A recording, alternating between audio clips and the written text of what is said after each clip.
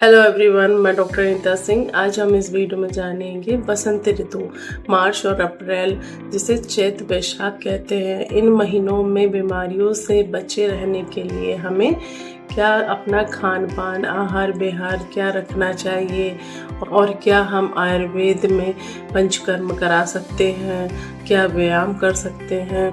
तो आइए जानते हैं इस वीडियो में।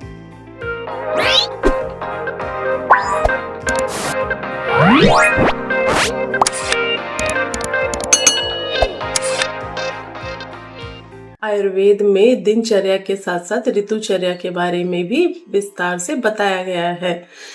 हेमंत और शिशिर मिलकर विंटर सीजन बनाते हैं और बसंत और ग्रीष्म ऋतु मिलकर समर सीजन बनाते हैं और गर्मी की शुरुआत बसंत ऋतु से होती है।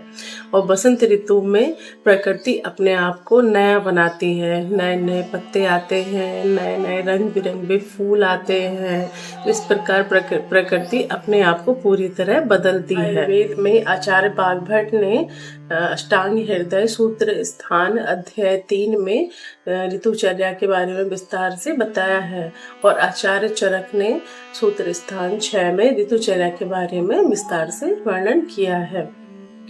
जिस तरह बसंत ऋतु में प्रकृति अपने आप को बदलती है, वैसे ही इस ऋतु में स्वस्थ रहने के लिए हमें भी बदलाव करना बहुत जरूरी है।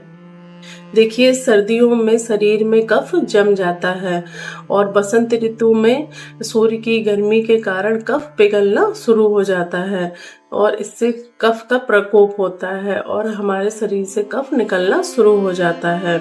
और जब कफ निकलता है तो हमें कफ की कई बीमारियां होती हैं, जैसे कि सर्दी, जुकाम, वायरल इन्फेक्शन और अग्नि मंद हो जाती है। खाना खाने का मन नहीं करता, भूख नहीं लगती और ज़्यादा नींद आती है, काम करने का मन नहीं करता, आलस्य रहता है और स्किन डिसीज, त्वचा रोग होने के भी चांस ज़्यादा रहते हैं।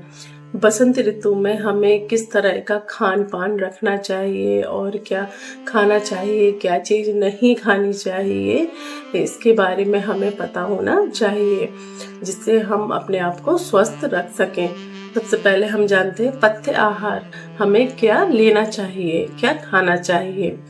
तो खाने में आप ज्वार है, बाजरा है, मिलेट्स, रागी है, ये आप ले सकते हैं। ये पचने में हल्के होते हैं और इनमें रूखापन होता है जो कफ को कम करता है। तो आप इनमें से जरूर लें। आप पुराना अनाज ले सकते हैं, आप मूंग की दाल ले सकते हैं, अरहर की दाल ले सकते हैं, मसूर की दाल ले सकते हैं। लेकिन जिन लोगों को गैस की प्रॉब्लम होती है तो वो लोग अरहर की दाल को अवॉइड करें और आपको उड़द की दाल को भी इस मौसम में अवॉइड करना है।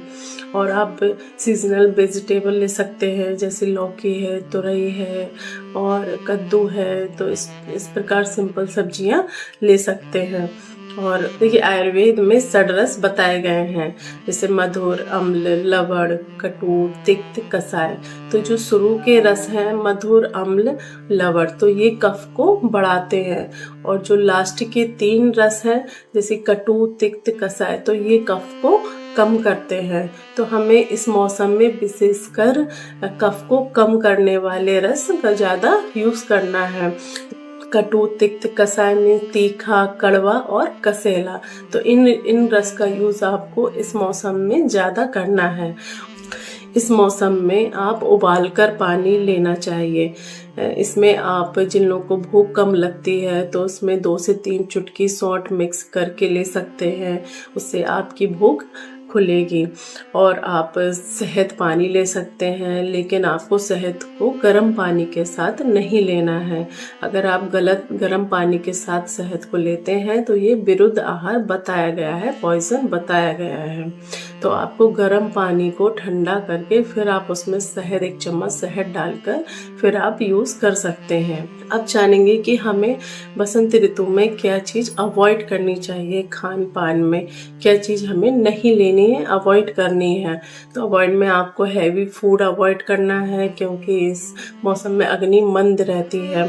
और आपको फ्राइड फूड है और मिठाइयाँ हैं, खोवे से बनी मिठाइयाँ हैं, तो ये चीज़ आपको अवॉइड करनी है। और आपको दही अवॉइड करना है, दही कफ को बढ़ाता है। कई लोग सोचते हैं कि इसकी तासीर ठंडी होती है, पर इसकी तासीर गर्म होती है। तो दही को भी इस मौसम में अवॉइड करें। और आपको कोल्ड ड्रिंक है, जूस है, और सुबह सुबह आपको फ्रूट्स भी अवॉइड करने हैं, फ्रूट्स नहीं लेने चाहिए। इस मौसम में ये कफ को बढ़ाते हैं। इस मौसम में विशेषकर आपको सुबह उठकर व्यायाम जरूर करना चाहिए, जैसे कि चाहे आप योगा करें, चाहे एक्सरसाइज करें, या फिर आप वॉक करें। जो आपको सही लगे वो ज़रूर ऐड करें अपनी लाइफ स्टाइल में, क्योंकि इस मौसम में वैसे भी कफ पड़ा रहता है तो शरीर में आलस रहता है। तो आपको कुछ ना कुछ एक्टिविटी ज़रूर करनी चाहिए, तो ज़रूर ऐड करें। और इस मौसम में दिन में नहीं सोना चाहिए, इससे अग्नि मंद होगी और कफ भी बढ़ेगा। और आपको रात का खाना जल्दी खाना है, जिससे खाना आसानी से पच जाए।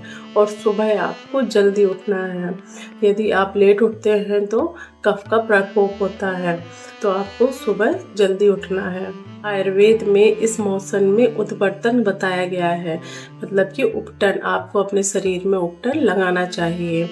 जैसे आप जौ के आटे से कर सकते हैं, बेसन में हल्दी मिक्स करके, थोड़ा सा आप तेल मिक्स करके आप कर सकते हैं। इससे आपका कफ कम होगा और वेट लॉस भी होगा।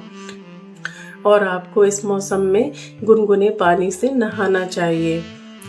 अब जानेंगे कि बसंत ऋतु मार्च और अप्रैल के महीने में पंचकर्म में कौन सी क्रिया करा सकते हैं। तो आपको इस मौसम में वमन कर्म कराना चाहिए। जिन लोगों को बार बार कफ की प्रॉब्लम होती है तो वो लोग वमन क्रिया जरूर कराएं। अपने डॉक्टर से एक बार कंसल्ट कर लें, और आप किसी भी आयुर्वेदिक सेंटर में जाके ये क्रिया करा सकते हैं। वमन क्रिया से कफ को बाहर निकालते हैं, जिससे आपको साल भर कोई प्रॉब्लम ना हो। तो आप वमन कर्म जरूर करें और आयुर्वेद को अपनाइए और स्वस्थ रहिए। और वीडियो को लाइक, सब्सक्राइब और शेयर करें। Thank you.